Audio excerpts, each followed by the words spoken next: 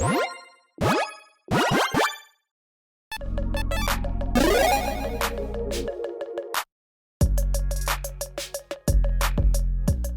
everyone, Mitch coming in from the Commander's Core Studio. Welcome to the show.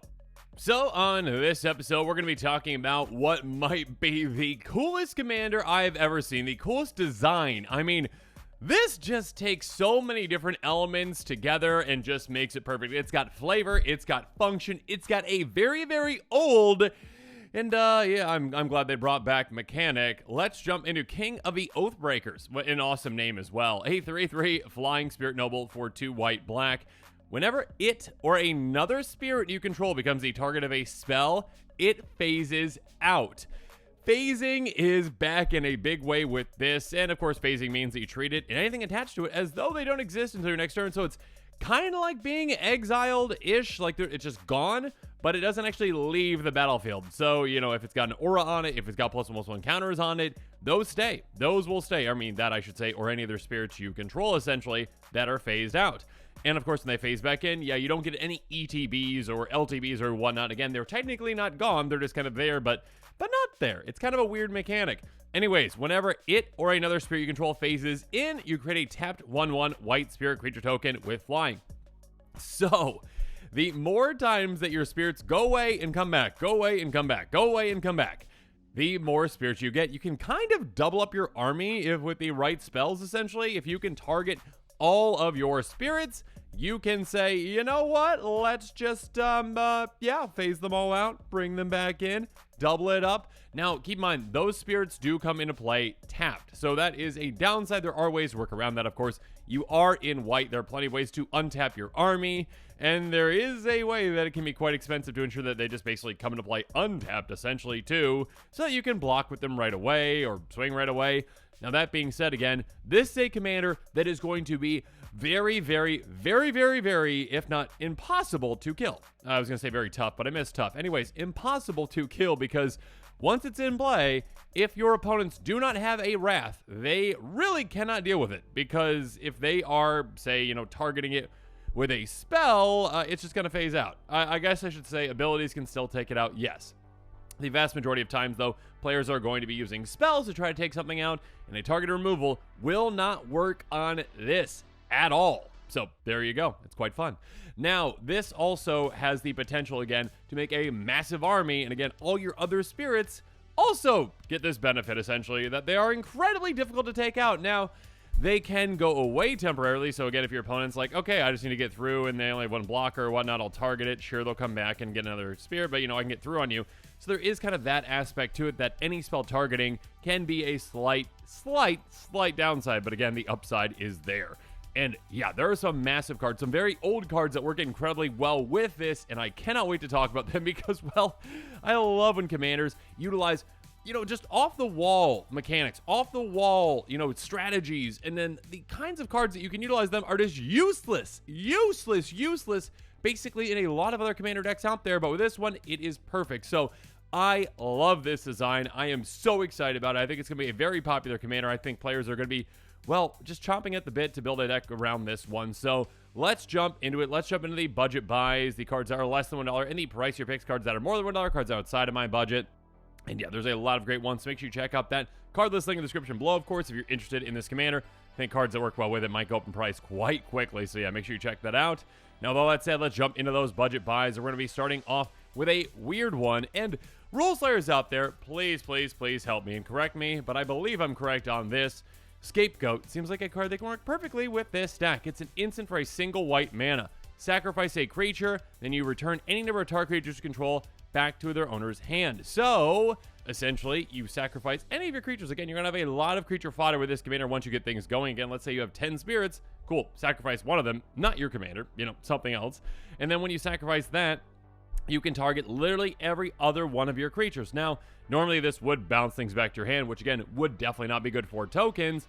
But since your commander has that trigger, all your creatures are going to phase out. I mean, all your spirits, I should say, which is basically what your entire deck's going to be, right? Spirits. So all your spirits phase out. Then they're going to be coming back into play again. So like I said, you're at 10, you sacrifice one, you're down to 9. Next turn, they come back, and guess what? they are going to bring friends with them. So, you're up to 18. So again, this is a 1 mana away to essentially double up your army. I mean, almost. Again, you have to sacrifice 1 creature, but still, basically double up your army for just 1 mana. Again, this is basically a useless card in many decks. I mean, it's not useless, but many decks don't use it. And this has a lot of applications for this deck. Moving on. One that can work in a somewhat similar way is Semester's End. Instant for 3 and a white, a fantastic card that I'm so happy they reprinted because now it's budget again. This can work in a lot of other decks out there, mostly blank decks. But with this commander, again, this one works in a different way. Exile any number of target creatures and or planeswalkers you control. Basically, begin next end step, they come back with a counter on them. Cool, again, that does not matter because, again, you are targeting all those spirits, right? So you can target, again, any number of target creatures. You want to look for spells that say that, essentially, being able to target all your creatures. Not just, blank creatures you control, each creature you control.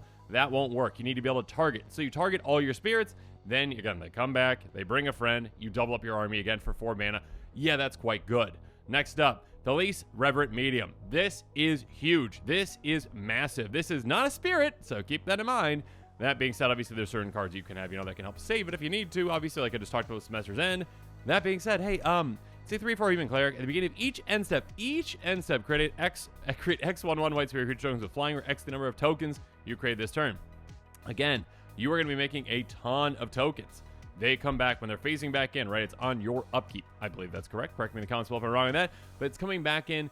They bring all those spirits with them. It doesn't really matter what upkeep it is because each end step this happens. So you make a ton of spirits. Again, let's say, again, with that example, you made 9 spirits, okay? You went from 9 to 18. Then at the end of the turn, you're going to go from 18 to 27 because, again, you made 9 spirits. Again, just for all those things coming back. And then you're basically kind of doubling up the output of your, progress, essentially, which can be absolutely crazy. So, yeah, this is a great card for this kind of a deck. Moving on, Haunted Library. There's a lot of ways to make a lot of spirit creature tokens, and this is a great one as well. Enchantment for 1 and a white. Whenever a creature opponent controls dies, you may pay 1. If you do, create a 1/1 white spirit creature token with flying. Again, being able to just kind of, even though this does cost mana, right? Being able to fill your board with spirits can be huge because when you have those mass targeting effects, you can take more and more advantage of them with the more and more spirits you have in play. So again, the investment for creating 1 spirit with this for 1 mana can kind of net you way more than that throughout the game, right? Let's say you have a lot of those mass target effects. Maybe you do 2 or 3 of them throughout the game. That 1 mana that you spent basically made you 4 spirits throughout the game. So that's quite good. Next up, Field of Souls. This one is an interesting one as well, an enchantment for 4 mana. Whenever a non-token creature is put in your graveyard from the battlefield, you get a 1/1 white spirit creature with flying. Again, essentially a replacement for your non-token creatures, which is great. And again, a way to say, hey, more and more spirits on the board, never a bad thing. Moving on, a newer card, Invasion of Tolvada, a great card. I absolutely love this one. Enters the battlefield, return target non-battle permanent card from your graveyard to the battlefield. So this can bring back something huge for you, which is really, really nice. Again, the front side is usually what really matters. The backside, though, is really cool with this commander. The Broken Sky. Creature tokens you control get +1/+0 and have lifelink. That is massive. Now your spirits are going to be hitting for twice as much and gaining you life. Yeah, that can get out of control quite quickly. And on top of that, at the beginning of your end step, create a 1/1 white and black spirit control with flying. So again, another way to fill the board with spirits and a free way to do so throughout the game. Next up, Defiant Strike. Make sure you're considering cards like this as well. Low to the ground, targeting effects that draw cards. So kind of like, the Feather kind of package, essentially, where you're like, hey, yeah, I just need cantrips to keep things going. And this is a great way to say, oh, you're trying to take out my commander with a Wrath? Cool. I'll phase it out, essentially, with just a card like this. I'll draw a card. I'll replace this card. +1/+0 until end turn. That's not going to matter. Again, it literally doesn't matter what the card does. If it's an instant speed, 1 mana, draw a card, cantrip, that's probably going to be a good card for this deck as long as it targets a creature or a permanent. So yeah, low to the ground, cantrip effects like this one can be absolutely massive because they're essentially just like save spells. They're like, hey, let's save my commander, let's protect my commander, or again, another key spirit. And also, let's basically, it's kind of like populate as well. I mean, you make another spirit creature token. Moving on, speaking of tokens, Intangible Virtue, another kind of card that can be massive in this deck, Anthem Effects. Anthem Effects can be huge. Creature tokens you control get ++1 have vigilance. We talked about another one earlier, +1/+0 and lifelink. Lovely. Also, hey, ++1 vigilance. Let's make these spirits hit even harder and also be able to swing and keep them back for blocking as well. And again, blocking can be great with these spirits because you're going to have a massive army. It's going to be hard to get through. Next up, Ill-Gotten Gains. There aren't too many ways actually to get specific spells back out of your graveyard, back in your hand. Now, there's a ton of ways to get creatures out of your graveyard in your hand in these colors. That being said, yeah, a lot of those kind of mass targeting effects, you're going to want to be able to do again and again and again. And a card like this can do a lot of work for you. You exile it, each player discards their hand, then returns up to 3 target cards in their grave to their hand. This can, take down the blue player that's drawn far too many cards as well. Sure, they get certain things back, but hey, if they're at 7 cards, you take it down to 3, that's usually going to be a good thing. And again, go get your multi-target spells so you can double up your army again and again and again. And yeah, when it comes to some spirits, we also have some that can really help us out as well. Selfless Spirit, a fantastic spirit that I am so happy is budget friendly. Again, 2/1 Flying Spirit Cleric for just 2 mana. Sacrifice a creature controlling an indestructible end of turn. So again, if you don't have those mass targeting effects ready, if you don't have a way to save your army, this is yet another way to do so, and a fantastic spirit to do it. You can basically just say, you know what, I'm sorry, Selfless Spirit, I need you to go away because I need to save my giant army. Thank you. And speaking of giant army, you can make them even more giant with Mere Entity, which is technically a spirit. Well, it's everything, but it is a spirit. A 1/1 shapeshifter or changeling. So again, every creature type. Pay X. Until end of turn, creature control have base power and toughness XX and gain all creature types. This actually can be a very interesting way to say, hey, Felice or, other creatures in this deck that might not be spirits, let's phase you out. Let's bring you back in. Why not? Again, a way to potentially save them, but also, hey, a great finisher. The creature tokens that you're making are basically all evasive, right? All the spirits that you're probably going to be making, at least the vast majority of them, are going to be flyers. So they can get through on at least one player usually. And now you're just like, okay, I swing with all my 1/1s. And the player's like not blocking. They're like, oh, that's fine. Okay, 8 1/1s coming through. Okay, yeah, that's fine. I'll take 8 damage. And then you're like, oh, no, I'll put 5 mana into this and you're gone. Okay, goodbye. They're all 5/5s. Yeah, that can be a fantastic way to finish them off. And again, yes, a spirit. But now that we've talked about the budget buys, let's move on to the pricier picks. And my goodness, I wish some of these cards were budget friendly because, yeah, Heaven's Gate is an incredible card in this deck. Now, this is a very old card. I think it's from Legends. Instant for a single white mana. And this is a very weird wording, but basically, hey, change any number of target creatures to become a white creature until end of turn. That's basically what this does. I mean, worded in a very weird way. But essentially, hey, now all those creatures, again, for 1 mana, it doesn't matter. You can target any number of creatures for just 1 mana. Again, there's no downside to this. You just say, yeah, okay, cool. I'll target all my spirits. You can target your opponent's creatures too. That's really not going to do anything. But hey, you can target all your spirits for a single white mana. And you're like, oh, cool. Yeah, I'll just phase them all out, bring them all back, double up my army. This is a 1 mana save your team spell, and also double up your army. I mean, and kind of with these two, I should mention, you can be pretty mean if you really want to with this deck, because again, you're going to be phasing your creatures out for very cheap with a lot of scenarios. You can just do this, and then you can be like, okay, now I'll Wrath. Your creatures are gone, mine are phased out, so they're fine. And then next turn, I'm going to come back with double the army, and you're going to be in trouble. Next up, Touch of Darkness. Hirobi players out there, I think it's Hirobi Deathwhale, right? Hirobi players out there know what this card is. An instant for a single black mana. Basically exact same thing as Heaven's Gate, but it changes the creatures to black. So there you go. Again, a single mana to save your team, to double up your army, to take advantage of a Wrath.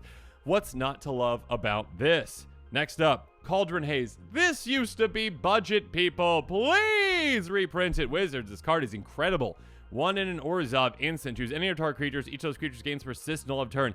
A great way to save your entire team from a board wipe in a lot of scenarios. Yeah, they come back slightly worse, but again, it's a 2 mana way to do so.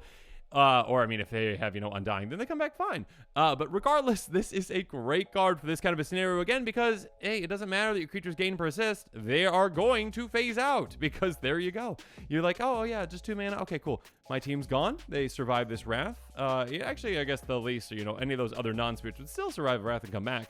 But still, being able to double up your army for just 2 mana, again, these cards are insane. And the final one I think I'm bringing up on this episode, Eerie Interlude. Exile any of your target creatures you control, return those cards bound on those control the next end step. Basically a blink effect again. A fantastic one because again, you can target any number of creatures. This one again can save creatures that are not spirits, but also again, your spirits will be phasing out before they're exiled. So there you go, being able to really take advantage of, again, these mass targeting effects. And when it comes to taking advantage of things, hey, at this higher budget, sure, if you've got $40 to spend on it per session, yeah, it's a great card. Enchantment for 4 mana, that effect will create 1 or more tokens under your control, creates twice as many of those tokens instead. Doubling up your tokens is absurd, again, for all those token generating effects they might have, Felice, all these other ones.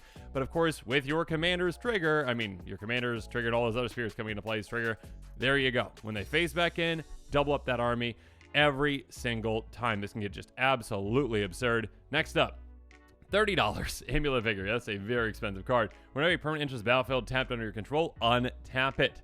Basically, hey, again, those spirits, unfortunately, reasonably so, come into play tapped. When your creature phase back in, you bring in new spirits, and they're like, oh no, I'm tired. Oh, but this is going to say, you know what? No, Vigor, untap, cool. So you get to utilize them again right away for blocking. If you've got haste giving effects, you can also swing with them right away too.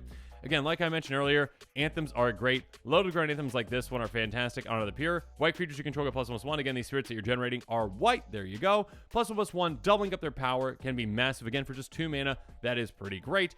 That being said, if you haven't seen my episode on that one new tree, that is insane. Yeah, that just takes anthems to a whole new level. Moving on. A spirit that can do a lot of work for you is Drum Bellower. Unfortunately, it's a $3 card. Not in my budget, but it's a great card. 2/1 Flying Spirit for 3 mana. Untap all creatures you control during each of the player's untap steps. So again, kind of like pseudo vigilance, but also, again, a way to untap your army that comes into play tapped. So kind of like that Amulet of Vigor effect, but slightly delayed. So still, a great way to just really take advantage of all your spirits. And again, a spirit itself. Speaking of which, Catilda, Dawnheart Martyr. This one is actually, it's a budget card. Whoops, this is the budget version of it. For some reason, I thought it was in the non-budgets. This is a mistake. I'm very sorry, but I'm going to keep going. Star Spirit Warlock, Flying Lifelink Protection from Vampires. Power does each equal to the number of turns you control that are spirits and or enchantments. This can be incredibly massive. Again, let's say you have 10, 20 spirits in play, whatever. It's a 20/20 then. I mean, including itself. Also, it is flying and lifelink. It can take in protection from vampires that really might come into play, but maybe not. But still, gaining a ton of life, that can be absolutely absurd. And then, of course, there's a backside to it, too. It's an aura. Whatever. Regardless, the front side is pretty fantastic. And again, if you're set up properly, it's going to be really, really hard for your opponents to ever take out the front side. And then finally, yet another very expensive, very good spirit is Cryptghast. 2/2 with Extort. Whenever you tap a swamp for mana, add black to your mana pool. Doubles up your black mana, which is fantastic. Half your mana resources, probably. And then, of course, Extort, you can just gain a lot of life, drain your opponents as well with that, too. Yeah, there's a lot of fantastic spirits out there. I think overall, yeah, this commander is going to be really popular. It is quite the cool design. I mean, again, I just absolutely love when they bring back old mechanics that work really well, you know, kind of with flavor, with function, with a new way to go about it. Again, in utilizing cards that are so off the wall and so bad in so many circumstances, like Heaven's Gate, Touch of Darkness, those cards are terrible. They're just objectively terrible in the vast majority of circumstances. But with this commander, it's like, oh my gosh, a 1-mana way to save your team and to double up your army. Yeah, sign me up for that instant speed. Absolutely absurd. So yeah, I see a lot of players being really excited about this one. If you're one of those players, make sure you check out that card list link in the description below, and make sure you're staying tuned for more exciting quick takes and spoilers coming up. And with that, this episode is coming to a close. So yeah, let me know what your thoughts are on it in the comments below. And of course, as always, thanks again and have a good one. This show and episodes like this one are possible thanks to viewers like you. If you're looking for an easy way to help support this show, make sure that you like, share, and subscribe. Also, hit that bell notification icon so you don't miss any new episodes. You can also go check out our playmats and other merchandise at thecommandersquarters.com. We also have a ton of brand new t-shirt designs in stock, so make sure you check out those as well. Another easy way to support this show is with our TCG player affiliate links. So whether you're buying a deck or individual cards, you can use this general link right here or one in the description. And the final way that you can support this show is by supporting us directly by becoming a patron. There are many benefits to being a patron, and I truly couldn't do this without all of their support.